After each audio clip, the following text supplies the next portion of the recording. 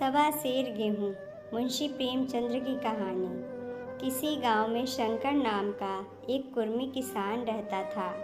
सीधा सादा गरीब आदमी था। अपने काम से काम, ना किसी के लेने में ना किसी के देने में। छक्का पंजा ना जानता था। छल प्रपंच की उसे छूत भी न लगी थी। ठगे जाने की चिंता न थी। ठग विद्या न जानता था। भोजन मिला खा लिया, ना मिला चबेने पर काटती।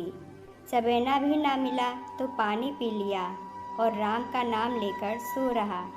किंतु जब कोई अतिथि द्वार पर आ जाता था तो उसे इस निवृत्ति मार्ग का त्याग करना पड़ता था। विशेषकर जब साधु महात्मा पदार्पण करते थे तो उसे अनिवार्यतः सांसारिकता की शरण लेनी पड़ती थी। खुद भूखा सो सकता था, पर साधु को कैसे भूखा सुलाता, भगवान के भक्त जो ठहरे। एक दिन संध्या समय एक महात्मा ने आकर उसके द्वार पर डेरा जमाया। तेजस्वी मूर्ति थी, पीतांबर गले में, जटा सिर पर, पीतल का कमंडल हाथ में, खड़ाऊ पैर में, ऐनक आँखों पर। संपूर्ण वेश उन महात्माओं का सा था जो रईसों के प्रासादों में तपस्या, हवा गाड़ियों पर देव स्थानों की परिक्रमा और योग सिद्धि प्राप्त करने के लिए रुचिकर भोजन करते हैं। घर में जौ का आटा था, वह उन्हें कैसे खिलाता। प्राचीन काल में जौ का चाहे जो कुछ महत्व रहा हो, पर वर्तमान युग में जौ का भोजन सिद्ध पुरुषों के लिए दुष्पाच्य होता है। बड़ी चिंता हुई, महात्मा जी को क्या खिलाऊं। आखिर निश्चय किया कि कहीं से गेहूं का आटा उधार लाऊं, पर गांव भर में गेहूं का आटा ना मिला। गांव में सब मनुष्य ही मनुष्य थे, देवता एक भी न था। अतएव देवताओं का खाद्य पदार्थ कैसे मिलता। सौभाग्य से गांव के विप्र महाराज के यहाँ से थोड़ा सा मिल गए। उनसे सवा सेर गेहूं उधार लिया और स्त्री से कहा कि पीस दे। महात्मा ने भोजन किया, लंबी तान कर सोए। प्रातःकाल आशीर्वाद देकर अपनी राह ली। विप्र महाराज साल में 2 बार खलिहानी लिया करते थे। शंकर ने दिल में कहा, सवा सेर गेहूँ इन्हें क्या लौटाऊं, पसेरी बदले कुछ ज़्यादा खलिहानी दे दूंगा। यह भी समझ जाएंगे, मैं भी समझ जाऊंगा। चैत में जब विप्र जी पहुँचे तो उन्हें 1.5 पसेरी के लगभग गेहूँ दे दिया और अपने को ऋण समझकर उसकी कोई चर्चा न की। विप्र जी ने फिर कभी न मांगा। सरल शंकर को क्या मालूम था कि यह सवा सेर गेहूँ चुकाने के लिए मुझे दूसरा जन्म लेना पड़ेगा। 7 साल गुजर गए। विप्र जी विप्र से महाजन हुए। शंकर किसान से मजदूर हो गया। उसका छोटा भाई मंगल उससे अलग हो गया था। एक साथ रहकर दोनों किसान थे, अलग होकर मजदूर हो गए थे। शंकर ने चाहा कि द्वेष की आग भड़कने न पाए, किंतु परिस्थिति ने उसे विवश कर दिया। जिस दिन अलग अलग चूल्हे जले वह फूट फूट कर रोया। आज से भाई भाई शत्रु हो जाएंगे। एक रोएगा दूसरा हंसेगा। एक के घर मातम होगा तो दूसरे के घर गुलगुले पकेंगे। प्रेम का बंधन, खून का बंधन, दूध का बंधन आज टूट जाता है। उसने भागीरथ परिश्रम से कुल मर्यादा का वृक्ष लगाया था। उसे अपने रक्त से सींचा था। उसको जड़ से उखड़ता देखकर उसके हृदय के टुकड़े हुए जाते थे। 7 दिनों तक उसने दाने की सूरत तक न देखी। दिन भर जेठ की धूप में काम करता और रात को मुंह लपेटकर सो रहता। इस भीषण वेदना और दुस्सह कष्ट ने रक्त को जला दिया, मांस और मज्जा को भुला दिया। बीमार पड़ा तो महीनों खाट से ना उठा। अब गुजर बसर कैसे हो। 5 बीघे के आधे रह गए। 1 बैल रह गया। खेती क्या खाक होगी। अंत को यहाँ तक नौबत पहुँची कि खेती केवल मर्यादा रक्षा का साधन मात्र रह गई। जीविका का भार मजदूरी पर आ पड़ा। 7 वर्ष बीत गए। एक दिन शंकर मजदूरी करके लौटा तो राह में विप्र जी ने टोक कर कहा, शंकर कल आकर के अपने 20 बेंग का हिसाब कर ले। तेरे यहाँ 5.5 मन गेहूँ कब के बाकी पड़े हुए हैं और तू देने का नाम नहीं लेता। हजम करने का मन है क्या। शंकर ने चकित होकर कहा, मैंने तुमसे कब गेहूँ लिए थे जो 5.5 मन हो गए? तुम भूलते हो मेरे यहाँ किसी का छटाक भर ना अनाज है ना एक पैसा उधार। विप्र ने बोला, इसी नियत का तो यह फल भोग रहे हो कि खाने को नहीं जुड़ता। यह कहकर विप्र जी ने उस 1.25 सेर गेहूं का जिक्र किया जो आज के 7 वर्ष पहले शंकर को दिए थे। शंकर सुनकर अवाक रह गया। ईश्वर, मैंने इन्हें कितनी बार खलिहानी दी, इन्होंने मेरा कौन सा काम किया? जब पोथी पत्र देखने, शायद सगुन विचारने द्वार पर आते थे, कुछ न कुछ दक्षिणा ले ही जाते थे। इतना स्वार्थ! 1.25 सेर अनाज को अंडे की भांति सेकर आज यह पिशाच खड़ा कर दिया जो मुझे निगल जाएगा। इतने दिनों में एक बार भी कह देते तो मैं गेहूं तौल कर दे देता। क्या इसी नियत से चुप साध बैठे रहे? बोला, महाराज, नाम लेकर तो मैंने उतना अनाज नहीं दिया, पर कई बार खलिहानों में सेर 2-2 सेर दिया है। अब आप आज 5.5 मन मांगते हैं, मैं कहाँ से दूंगा? विप्र ने कहा, लेखा जो बख्शीश 100 तुमने जो कुछ दिया होगा उसका कोई हिसाब नहीं, चाहे एक की जगह 4 पसेरी दे दो। तुम्हारे नाम बही में 5.5 मन लिखा हुआ है, जिससे चाहे हिसाब लगवा लो। दे दो तो तुम्हारा नाम छेक दूँ, नहीं तो और भी बढ़ता रहेगा। शंकर ने कहा, पांडे, क्यों एक गरीब को सताते हो? मेरे खाने का ठिकाना नहीं, इतना गेहूँ किसके घर से लाऊंगा? विप्र ने कहा, जिसके घर से चाहे लाओ, मैं छटाक भर भी ना छोड़ूंगा। यहाँ ना दोगे, भगवान के घर तो दोगे। शंकर कांप उठा। हम पढ़े लिखे आदमी होते तो कह देते, अच्छी बात है, ईश्वर के घर ही देंगे, वहाँ की तौल यहाँ से कुछ बड़ी तो ना होगी। कम से कम इसका कोई प्रमाण हमारे पास नहीं, फिर उसकी क्या चिंता। किंतु शंकर इतना तार्किक, इतना व्यवहार चतुर ना था। एक तो ऋण, वह भी ब्राह्मण का, बही में नाम रह गया तो सीधे नरक में जाऊंगा। इस ख्याल ही से उसे रोमांच हो गया। बोला, महाराज, तुम्हारा जितना होगा यहीं दूंगा, ईश्वर के यहाँ क्यों दूँ?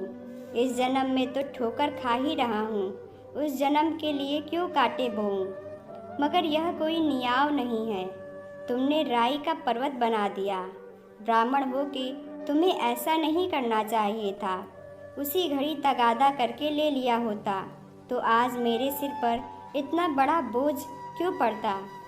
मैं तो दे दूंगा, लेकिन तुम्हें भगवान के यहाँ जवाब देना पड़ेगा। विप्र ने कहा, वहाँ का डर तुम्हें होगा, मुझे क्यों होने लगा? वहाँ तो सब अपने ही भाई बंधु हैं, ऋषि मुनि सब तो ब्राह्मण ही हैं, देवता ब्राह्मण हैं, जो कुछ बने बिगड़ेगी संभाल लेंगे। तो कब देते हो? शंकर ने कहा, मेरे पास रखा तो है नहीं, किसी से मांग जांच कर लाऊंगा तभी न दूंगा। विप्र ने कहा, मैं यह ना मानूंगा, 7 साल हो गए, अब एक दिन का भी मुलाहिजा ना करूंगा। गेहूं नहीं दे सकते तो दस्तावेज लिख दो। शंकर ने कहा, मुझे तो देना है, चाहे गेहूं लूँ चाहे दस्तावेज लिखाओ, किस हिसाब से दाम रखोगे? विप्र ने कहा, बाजार भाव 5 सेर का है, तुम्हें 5.25 सेर का काट दूंगा। शंकर ने बोला, जब दे ही रहा हूँ तो बाजार भाव काटूंगा, पाव भर छुड़ा कर क्यों दोषी बनूं? हिसाब लगाया तो गेहूं के दाम 60 हुए, 60 का दस्तावेज लिखा गया, 3 सैकड़े सूद, साल भर में ना देने पर सूद की दर 2.5 रुपये, सैकड़े 8 आने का स्टाम्प 4 आने। दस्तावेज की तहरीर शंकर को ऊपर से देनी पड़ी। गांव भर ने विप्र जी की निंदा की, लेकिन मुंह पर नहीं। महाजन से सभी का काम पड़ता है, उसके मुंह कौन आए? शंकर ने साल भर तक कठिन तपस्या की। मियाद के पहले रुपए अदा करने का उसने व्रत सा कर लिया। दोपहर को पहले भी चूल्हा न जलता था, चबैने पर बसर होती थी, अब वह भी बंद हुआ। केवल लड़के के लिए रात को रोटियां रख दी जाती। पैसे रोज का तंबाकू पी जाता था। यही एक व्यसन था जिसका वह कभी न त्याग कर सकता था। अब वह व्यसन भी इस कठिन व्रत की भेंट हो गया। उसने चीलम पटक दी, हुक्का तोड़ दिया और तम्बाकू की हाड़ी चूर चूर कर डाली। कपड़े पहले भी त्याग की चरम सीमा तक पहुंच चुके थे, अब वह प्रकृति की न्यूनतम रेखाओं में आबद्ध हो गए। शिशिर की अस्थि भेदक शीत को उसने आग ताप कर काट दिया। इस संकल्प का फल आशा से बढ़कर निकला। साल के अंत में उसके पास 60 रुपये जमा हो गए। उसने समझा पंडित जी को इतने रुपए दे दूंगा और कहूँगा, महाराज बाकी रुपए भी जल्द ही आपके सामने हाजिर करूँगा। 15 रुपये की तो और बात है, क्या पंडित जी इतना भी न मानेंगे? उसने रुपए लिए और ले जाकर पंडित जी के चरण कमलों पर अर्पण कर दिए। पंडित जी ने विस्मित होकर पूछा, किसी से उधार लिए क्या? शंकर ने कहा, नहीं महाराज, आपके आशीष से आपकी मजदूरी अच्छी मिली। विप्र ने कहा, लेकिन यह तो 60 रुपये ही हैं। शंकर ने कहा, हाँ महाराज, इतने अभी ले लीजिए, बाकी मैं 2-3 महीने में दे दूंगा। मुझे उऋण कर दीजिए। विप्र ने बोला, उऋण तो जभी होगे जबकि मेरी कौड़ी कौड़ी चुका दोगे। जाकर मेरे 15 रुपये और लाओ। शंकर ने बोला, महाराज इतनी दया करो, अब सांझ की रोटियों का भी ठिकाना नहीं है। गांव में हूँ तो कभी न कभी दे ही दूंगा। विप्र ने कहा, मैं यह रोग नहीं पालता, न बहुत बातें करना जानता हूँ। अगर मेरे पूरे रुपए ना मिलेंगे तो आज से 3 रुपये सैकड़े का ब्याज लगेगा। अपने रुपए चाहे अपने घर में रखो, चाहे मेरे यहाँ छोड़ जाओ। शंकर ने कहा, अच्छा जितना लाया हूँ उतना रख लीजिए, मैं जाता हूँ, कहीं से 15 रुपये और लाने की फिक्र करता हूँ। शंकर ने सारा गांव छान मारा, मगर किसी ने रुपए ना दिए। इसलिए नहीं कि उसका विश्वास न था या किसी के पास रुपए न थे, बल्कि इसलिए कि पंडित जी के शिकार को छेड़ने की किसी की हिम्मत न थी। क्रिया के पश्चात प्रतिक्रिया नैसर्गिक नियम है। शंकर साल भर तक तपस्या करने पर भी जब ऋण से मुक्त होने में सफल ना हो सका तो उसका संयम निराशा के रूप में परिणत हो गया। उसने समझ लिया कि जब इतना कष्ट सहने पर भी साल भर में 60 रुपये से अधिक न जमा कर सका तो अब और कौन सा उपाय है जिसके द्वारा इसे दूने रुपए जमा हो। जब सिर पर ऋण का बोझ ही लादना है तो क्या मन भर का और क्या सवा मन का। उसका उत्साह क्षीण हो गया, मेहनत से घृणा हो गई।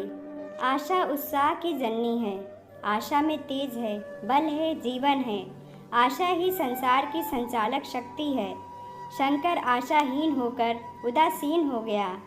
वह ज़रूरतें जिनको उसने साल भर तक टाल रखा था अब द्वार पर खड़ी होने वाली भिखारिणी न थी, बल्कि छाती पर सवार होने वाली पिशाचनियाँ थीं जो अपनी भेंट लिए बिना जान नहीं छोड़ती। कपड़ों में चकतियों के लगने की भी एक सीमा होती है। अब शंकर को चिट्ठा मिलता तो वह रुपए जमा न करता, कभी कपड़े लाता, कभी खाने की कोई वस्तु। जहाँ पहले तम्बाकू ही पिया करता था वहाँ अब गांजे और चरस का चस्का भी लगा। उसे अब रुपए अदा करने की कोई चिंता न थी, मानो उसके ऊपर किसी का एक पैसा भी नहीं आता। पहले जूड़ी चढ़ी होती थी पर वह काम करने अवश्य जाता था, अब काम पर ना जाने के लिए बहाना खोजा करता। इस भांति 3 वर्ष निकल गए। विप्र जी महाराज ने एक बार भी तकाजा न किया। वह चतुर शिकारी की भांति अचूक निशाना लगाना चाहते थे। पहले से शिकार को चौंकाना उनकी नीति के विरुद्ध था। एक दिन पंडित जी ने शंकर को बुलाकर हिसाब दिखाया। 60 रुपये जो जमा थे वो मिन्हा करने पर अब भी शंकर के जिम्मे 120 रुपये निकले। शंकर, इतने रुपए तो उसी जन्म में दूंगा, इस जन्म में नहीं हो सकते। विप्र ने बोला, मैं इसी जन्म में लूँगा, मूल ना सही सूद तो देना ही पड़ेगा। शंकर ने कहा, एक बैल है वह ले लीजिए, और मेरे पास रखा क्या है? विप्र ने कहा, मुझे बैल बधिया लेकर क्या करना है, मुझे देने को तुम्हारे पास बहुत कुछ है। शंकर ने कहा, और क्या है महाराज? विप्र जी बोले, कुछ है, तुम तो हो।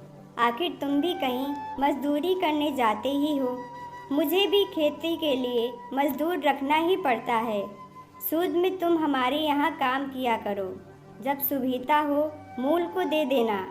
सच तो यूँ है कि अब तुम किसी दूसरी जगह काम करने नहीं जा सकते जब तक मेरे रुपए नहीं चुका दो। तुम्हारे पास कोई जायदाद नहीं है। इतनी बड़ी गठरी मैं किस एतबार पर छोड़ दूँ? कौन इसका जिम्मा लेगा कि तुम मुझे महीने महीने सूद देते जाओगे और कहीं कमाकर जब तुम मुझे सूद भी नहीं दे सकते तो मूल की कौन कहे? शंकर बोला, महाराज, सूद में तो काम करूँगा और खाऊंगा क्या? विप्र बोले, तुम्हारी घरवाली है, लड़के हैं, क्या वे हाथ पाँव कटा के बैठेंगे? रहा मैं तुम्हें आधा सेर जौ रोज कलेवा के लिए दे दिया करूँगा। ओढ़ने को साल में एक कंबल पा जाओगे, एक मिर्जई भी बनवा दिया करूँगा। और क्या चाहिए? यह सच है कि और लोग तुम्हें 6 आने देते हैं, लेकिन मुझे ऐसी गरज नहीं है। मैं तो तुम्हें रुपए भरने के लिए रखता हूँ। शंकर ने कुछ देर तक गहरी चिंता में पड़े रहने के बाद कहा, महाराज, यह तो जन्म भर की गुलामी हुई। विप्र बोला, गुलामी समझो चाहे मजदूरी समझो, मैं अपने रुपए भराए बिना तुमको कभी न छोड़ूंगा। तुम भागोगे तो तुम्हारा लड़का भरेगा। हाँ, जब कोई न रहेगा तब की बात दूसरी है। इस निर्णय की कहीं अपील न थी। मजदूर की जमानत कौन करता? कहीं शरण न थी, भागकर कहाँ जाता? दूसरे दिन से उसने विप्र जी के यहाँ काम करना शुरू कर दिया। 1.25 सेर गेहूं की बदौलत उम्र भर के लिए गुलामी की बेड़ी पैरों में डालनी पड़ी। उस अभागे को अब अगर किसी विचार से संतोष होता था तो यह था कि वह मेरे पूर्व जन्म का संस्कार है। स्त्री को वे काम करने पड़ते थे जो उसने कभी न किए थे। बच्चे दानों को तरसते थे, लेकिन शंकर चुपचाप देखने के सिवा और कुछ न कर सकता था। वह गेहूं के दाने किसी देवता के शाप की भांति याव जीवन उसके सिर से न उतरे। शंकर ने विप्र जी के यहाँ 20 वर्ष तक गुलामी करने के बाद इस दुस्सार संसार से प्रस्थान किया। 120 रुपये अभी तक उसके सिर पर सवार थे। पंडित जी ने उस गरीब को ईश्वर के दरबार में कष्ट देना उचित न समझा। इतने अन्यायी, इतने निर्दयी न थे। उसके जवान बेटे की गर्दन पकड़ी। आज तक वह विप्र जी के यहाँ काम करता है। उसका उद्धार कब होगा भी या नहीं, ईश्वर ही जाने। पाठक, इस वृत्तांत को कपोल कल्पित न समझिए, यह सत्य घटना है। ऐसे शंकरों और ऐसे विप्रों से दुनिया खाली नहीं है। धन्यवाद।